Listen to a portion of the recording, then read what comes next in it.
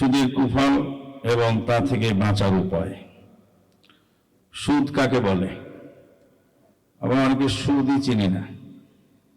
হাদিসের পরিভাষায় কুল্লু কারদিন জাররা নাফআন ফাহুয়া রিবা, প্রত্যেক ঋণ আর ঋণের বিনিময়ে যে ফায়দা হাসিল করা হয় সেটাই সুদ।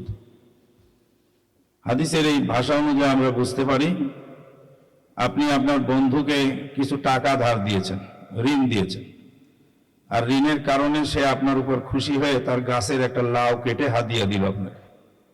ওটা হাদিয়া নয়, ওটা সুদ। কারণ এতদিন আপনার বন্ধু আপনাকে কোনো হাদিয়া দেননি, যখন থেকে টাকা ধার নিলেন তখনই উনি আপনার খাতির করতে থাকলেন। এই টাকা ধারের বিনিময়ে সে আপনাকে একটা লাউ যদি হাদিয়া দিয়ে থাকে সেটা সুদ।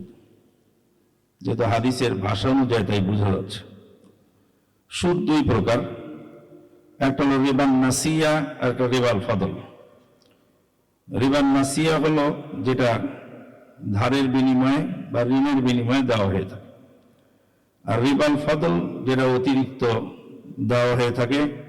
মাসালাম বিমাসালিন ইয়াদাম বিয়াদিন ওয়াল ফাদলু রিবা। রাসূলুল্লাহ সাল্লাল্লাহু আলাইহি ওয়াসাল্লামের সাহাবী আবু সাঈদ খুদরি রাদিয়াল্লাহু তাআলা বলেন, একদা বেলাল রাদিয়াল্লাহু তাআলা কিছু উন্নত মানের খেজুর নবী সাল্লাল্লাহু আলাইহি ওয়াসাল্লামের কাছে নিয়ে আসলেন। নবী সাল্লাল্লাহু আলাইহি ওয়াসাল্লাম বললেন, এত উন্নত মানের খেজুর কোথায় পেলে? এর মধ্যে তো খারাপ, নিম্নমানের কোনো খেজুর নাই। তো তিনি বললেন যে আমি 2 সায়ের বিনিময়ে 1 শাক খেজুর খরিদ করেছি। নবী সাল্লাল্লাহু আলাইহি ওয়াসাল্লাম, আল্লাহ আইনুর রিবা আইনুর রিবা আইনুর রিবা। ওহো, এটাই তো অরিজিনাল সুদ, এটাই তো আসল সুদ, এটাই তো প্রকৃত সুদ। হাদিস বুখারী 2312 নম্বর। এখান থেকে বোঝা গেল যে কম বেশ নিলেও সেখানে সুদ হবে। মোটা চাউল দিয়ে চিকন চাউল বদল করলে কম বেশ নিলে সুদ হবে। এমনকি উলামায়ে কেরামগণ বলছেন যে রোডের ধারের জমি আর বিলের তলার মাঝখানের জমি যদি বদল করেন তাহলে সেটাও সুদের অন্তর্ভুক্ত হবে, যদি কম বেশ নেওয়া হয়। নবী সাল্লাল্লাহু আলাইহি ওয়াসাল্লাম শিখিয়ে দিলেন, তোমার কম দামা খেজুরটা বিক্রি করে দাও আর বেশি দামা খেজুরটা দাম ধরে কিনে নাও। জমি যদি বদল করতে হয় তাহলে রোডের ধারের উন্নত মানের জমির একটা দাম নির্ধারণ করে আর বিলের তলির জমিটার দাম নির্ধারণ করে দামের মাধ্যমে বিক্রি হবে, ক্রয় হবে। যদি বদল হয় তাহলে সমান সমান নিতে হবে, বেশি নিলেই সুদ হবে। সম্মানিত উপস্থিতি, সুদের কুফল। সুদের কুফল যে কত তা বর্ণনা করে শেষ করার উপায় নেই।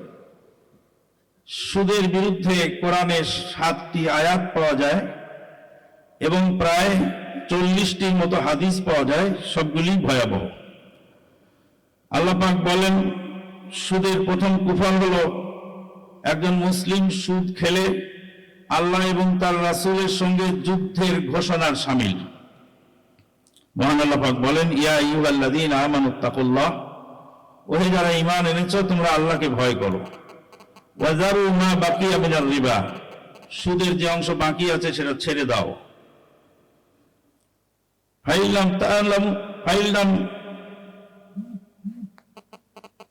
ফাইল্লাম তাফআলু ফাজানু বিহারবি মিনাল্লাহ ওয়া রাসূলিহি, যদি তোমরা সুদ ছাড়তে না পারো তাহলে আল্লাহ এবং তার রাসূলের বিরুদ্ধে যুদ্ধের ঘোষণা শুনে নাও। আল্লাহর বিরুদ্ধে, রাসূলের বিরুদ্ধে যুদ্ধ করার ইচ্ছা যদি কারো থাকে সেই সুদ খেতে পারবে, অন্য কারো সুদ খাওয়ার কোনো সুযোগ নাই। আল্লাহ এবং তার রাসূলের বিরুদ্ধে যুদ্ধ ঘোষণা করা শামিল। ফাজানু বিহারবি মিনাল্লাহি ওয়া রাসূলিহি ওয়া ইন তুবতুম ফালাকুম রুউসু আমওয়ালিকুম, আজ তওবা করো তাহলে মূলধন তোমরা ফেরত পাবে। 2 নাম্বার সুদের কুফল, নবী সাল্লাল্লাহু আলাইহি ওয়াসাল্লামের পবিত্র জবানে লানত করা হয়েছে।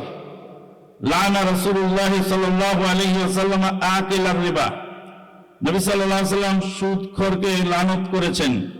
ওয়া মুকিলাহু, আর যে সুদ দেয় তার উপর লানত করেছেন। ওয়া কাতিবাহু, এবং সুদের লেখক। ওয়া শাহিদাইহি, ওয়াকালাহুম সাওয়া, হাদিস সহিহ মুসলিম 1598। সম্মানিত উপস্থিতি, সুদখোর, সুদদাতা এবং সুদের সাক্ষী এবং দুজন সাক্ষী এবং লেখক তারা সমান। আমাদের দেশের কিছু মানুষের খোঁড়া যুক্তি আছে, এরা তো সুদী ব্যাংকে চাকরি করে, এটা হালাল হবে না কেন? কেন হালাল হবে? বলছে পরিশ্রম করে তো টাকা নিচ্ছে সে। মনের দুঃখে রাগ করে বলেছিলাম, যারা দেহ ব্যবসা করে খায় ওরাও পরিশ্রম করেই টাকা নেয়। পরিশ্রম করে টাকা নিলেই সব জিনিস হালাল হয় না, আর যুক্তি দিয়ে ধর্ম চলে না। 3 নম্বর, আপন মায়ের সঙ্গে অপকর্মে লিপ্ত হওয়ার শামিল। আল্লাহ নবী সাল্লাল্লাহু আলাইহি ওয়াসাল্লাম বলেন, আর রিবা সাবউনা জুজা আইসারুহা আইয়ানকিহার রাজুলু উম্মাহু। হাদিস রাওয়াহু ইবনে মাজাহ বিসানাদিন সহিহ। 2274 নম্বর হাদিসে ইবনে মাজাহ আসছে, সুদের সর্বনিম্ন পাপ হলো আপন মায়ের সঙ্গে অপকর্মে লিপ্ত হওয়া। বহুদিন বলেছি, আবার আজকে বলি, দেশ ও প্রবাসে দূরে ও কাছে যারা শুনছেন, কত কি টাকা হলে তুমি তোমার মায়ের সাথে অপকর্মে লিপ্ত হতে পারো? কয় লক্ষ টাকা লাগবে তোমার? একজন আল্লাহর বান্দা হাত তুলে বলো যে 10 লক্ষ টাকা আমাকে দিলে আমি আমার মায়ের সঙ্গে অপকর্ম করতে পারবো? যদি না পারো, কেউ তো কথা বলো না। লক্ষ জনতার সামনে মিডিয়ার মাধ্যমে আমরা বহুবার জিজ্ঞেস করেছি, একটা লোক দাঁড়িয়ে বলুন যে আমার এতটি টাকা হলে আমি আমার মায়ের সঙ্গে অপকর্মে লিপ্ত হতে রাজি। তাহলে সুদ খান কেন? সুদের সঙ্গে জড়িত হন কেন? সুদ আমরা খাই এই কারণে, কারণ আমরা তো গরিব মানুষ, ওই জন্য সুদ খাই, চলে না। সাহাবী আবু হুরায়রা রাদিয়াল্লাহু তাআলা আনহু বেহুশ হয়ে পড়েছেন মদিনার অলিতে গলিতে, ক্ষুধার যন্ত্রণা সহ্য করতে না পেরে। আপনি যে সুদখোর, আপনি কয়দিন বেহুশ হয়ে পড়েছিলেন ক্ষুধার যন্ত্রণা? একদিন বলুন যে আপনার প্রয়োজনীয়তা এত বেশি কেন? সুদের 4 নম্বর পরিণতি, কুফল হলো সুদ ধ্বংস ডেকে আনে। আল্লাহ পাক বলছেন, ইয়ামহাকুল্লাহুর রিবা ওয়া ইউরবিস সাদাকাত। অন্য আয়াতে আল্লাহ পাক বলছেন, ওয়া মা আতাইতুম মির রিবা লিয়ারবু ফি আমওয়ালিন নাস ফালা ইয়ারবু ইনদাল্লাহ ওয়া মা আতাইতুম মিন যাকাতিন তুরিদুনা ওয়াজহাল্লাহি ফাউলাইকুমুল মুদঈফুন। প্রথম আয়াতটি সূরা বাকারার, দ্বিতীয় আয়াতটি সূরা রুম 39 নম্বর। আগেই বলেছিলাম যে 7টি আয়াত এবং 40টির অধিক হাদিস রয়েছে এই সুদের বিরুদ্ধে। সুদ একটি ভয়াবহ বিষয়। সুদকে আমরা সহজে এতটুকু বলতে পারি যে সুদ হলো জলোচ্ছ্বাস, আর যাকাত হলো রহমতের বৃষ্টি। উপরের পানি যখন নিচে পড়ে তার নাম রহমতের বৃষ্টি, আর নিচের পানি যখন উপচায় উপরে উঠে যায় তখন তার নাম জলোচ্ছ্বাস। গরিবের টাকা যখন ধনী সুদী মহাজনের পকেটে যায় তার নাম সুদ। জলোচ্ছ্বাস যেমন ধ্বংসযজ্ঞ, আর রহমতের বৃষ্টি যেমন রহমত, যাকাতটা তেমন, আর সুদটাই জলোচ্ছ্বাসের মতো প্রলয়কারী ঘূর্ণিঝড়। সুদের কুফল সামাজিক, অর্থনৈতিক, আন্তর্জাতিক কুফলের মধ্যে প্রায় 50টির অধিক কুফল পাওয়া যায়। সবগুলি এই সংক্ষিপ্ত আলোচনায় বলা সম্ভব নয়। এর মধ্যে প্রথম যেটা বলতে চাচ্ছি, যে মানুষকে সুদ কৃপণ বানায়। সুদী যারা সুদখোর হয় তারা কৃপণ হয়ে যায়। 2 নম্বর, শোষণের হাতিয়ার। গরিব আরো বেশি গরিব হয়, আর ধনী লোক আস্তে আস্তে আঙ্গুল ফুলে কলা গাছ হয়ে যায়। 3 নম্বর হলো সুদ শ্রম বিমুখ, মানুষকে শ্রম বিমুখ করে এবং অলস বানায়। কিছু মানুষ দেখবেন হেঁটে বেড়ায়, কোনো কাজ নেই। কি করেন কাজ? ব্যাংকে টাকা রেখেছে, ওখানে লাভ আসে আর খাই।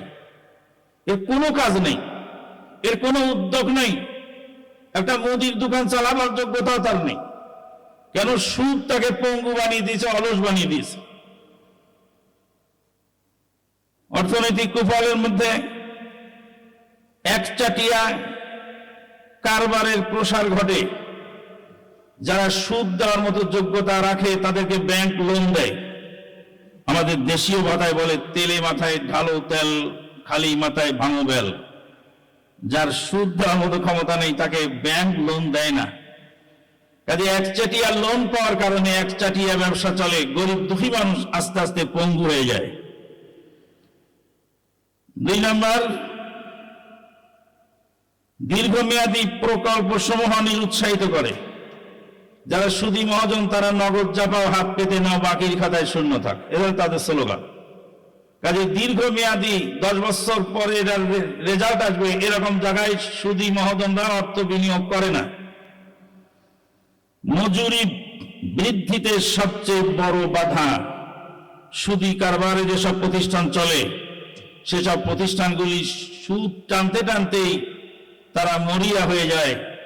শ্রমিকের মজুরি বৃদ্ধি করার সুযোগ তাদের থাকে না। এটা থেকে বাঁচার উপায় অনেকগুলো আছে, তার মধ্যে 7টি আমি উল্লেখ করেছি। 1 নম্বর হলো আল্লাহর ভয়।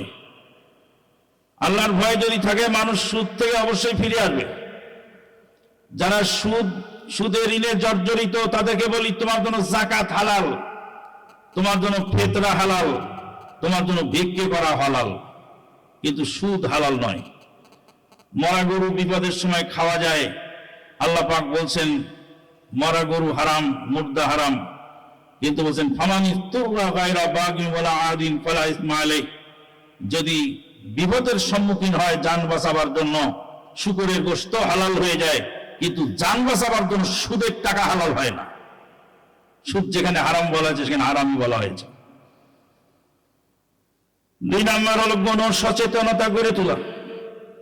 গণ সচেতনতার জন্য খুতবায় বলতে হবে, ওয়াজে বলতে হবে, দেওয়ালে লিখতে হবে, রেডিও টেলিভিশনে বিভিন্ন সেমিনার সিম্পোজিয়াম, বিভিন্ন অনুষ্ঠান আদি প্রচার করতে হবে। সুদের বিরুদ্ধে পত্র পত্রিকায় লিখতে হবে। কিন্তু দুঃখজনক হলো সত্য, মসজিদ তো সুদের টাকাই হয়েছে, তা এখন সুদের বিরুদ্ধে খুতবাই বা দেয় কি করে? মাহফিলের বড় লাট সাহেব যিনি প্রধান অতিথি, তিনি তো সুদী মহাজন, তো সুদের বিরুদ্ধে সেই স্টেজে ওয়াজি বা কেমন করে হয়? শুনে রাখো হে মুসলিম সমাজ, আরবের কাফেরেরা যখন কাবা ঘর পুনর্নির্মাণ করছেন তখন তারা বললেন যে হারাম টাকা কাবা নির্মাণে দেওয়া যাবে না। কাবা নির্মাণে হারাম টাকা না দিলে হালাল টাকায় যা হয় তা হলো না। কাবা ঘরের কিছু অংশ বাদ রেখে, হাতিমে কাবার অংশ বাদ রেখে কুরাইশ নেতারা কাবা ঘর কমপ্লিট করলেন, তারপরেও হারাম টাকা তার মধ্যে ঢোকান নাই। কোন দুঃসাহসে তুমি তোমার মসজিদের মধ্যে সুদের টাকা লাগাও? কোন দুঃসাহসে তোমার মাহফিলের মধ্যে সুদের টাকা লাগাও? কোন দুঃসাহসে তুমি তোমার ইসলামের নামে কাজ করো, তার মধ্যে সুদের টাকা লাগাও? 3 নম্বর, যাকাত ভিত্তিক অর্থনীতি। যাকাত একটা নিয়ামত। যাকাত ভিত্তিক অর্থনীতি করলে গোটা জাতি কল্যাণ পায়, গোটা জাতি দারিদ্র বিমুক্ত হতে পারবে ইনশাআল্লাহ। মুসলিম জাহানের খলিফা ওমর ইবনুল খাত্তাব রাদিয়াল্লাহু তাআলার জামানায় যাকাত ভিত্তিক অর্থনীতি চালু করার পরে যাকাত গ্রহণ করার লোক খুঁজে পাওয়া যায়নি। ওমর বিন আব্দুল আজিজ রাহিমাহুল্লাহর জামানায় যাকাত নেওয়ার মতো লোক ছিল না। সিরিফ যাকাত ভিত্তিক অর্থনীতির এটা সুফল। আমাদের দেশের মানুষদের জন্য যে যাকাতের ব্যবস্থা আছে সেগুলি যদি জমা করা হয়, অবশ্যই দেখা যাবে আল্লাহর ফজল ও করমে গরিব দুঃখী মানুষের এই দুঃখ দুর্দশা দূর হবে ইনশাআল্লাহ। আধুনিক অর্থনীতির ভিত্তিতে যাকাত মানুষের দুর্দশা দূর করে মর্মে একটা প্রমাণ আছে। সেটা হলো এই, যখন যাকাত গরিবের হাতে চলে যায়, ধনিক টাকা গরিবের হাতে, গরিব তখন বাজারে ঢোকে, কেনাকাটা করে, জামা কেনে, জুতা কেনে, স্যান্ডেল কেনে, চিনি কেনে, লবণ কেনে, সব ধনী লোকের ফ্যাক্টরির মাল। ধনী লোকের ফ্যাক্টরির মাল যখন সে খরিদ করে তখন বাজারের চাহিদা বেড়ে যায়। যখন বাজারের চাহিদা বেড়ে যায় তখন শ্রমিকদের শ্রম বেড়ে যায়। যখন শ্রমিকদের শ্রম বেড়ে যায়, মিল কারখানার উৎপাদন বেড়ে যায়, টাকা বৃদ্ধি হয় যাকাতের মাধ্যমে।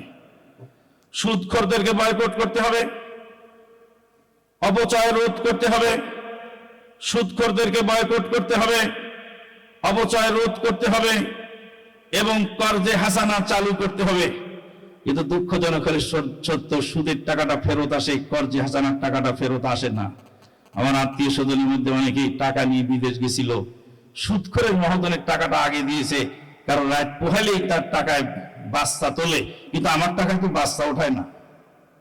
এক সুদখোর ভাইকে বলেছিলাম, সুদের টাকা নিয়ে গরু কিনেছে, বললাম গরু বাচ্চা দেয় বছরে একবার, উট বাচ্চা দেয় 5 বছরে একবার, ছাগল বাচ্চা দেয় 6 মাসে একবার, মুরগি বাচ্চা দেয় মাসে 2 মাসে 3 মাসে একবার, সুদের টাকা বাচ্চা দেয় প্রতি মাসে প্রতিবার। ওয়া আখিরু দাওয়ানা আলহামদুলিল্লাহি রাব্বিল আলামিন। সুবহানাকাল্লাহুম্মা ওয়া বিহামদিক আশহাদু আল্লা ইলাহা ইল্লা আনতা আস্তাগফিরুকা ওয়া আতুবু ইলাইক। পরিশেষে আমাদের ছোট ভাইদের জন্য আন্তরিক দোয়া রেখে, তাদেরকে যারা পৃষ্ঠপোষকতায় এসেছেন তাদের ঈমান ও আমলকে বারাকা দান করুন। আসসালামু আলাইকুম ওয়া রাহমাতুল্লাহি ওয়া বারাকাতুহু।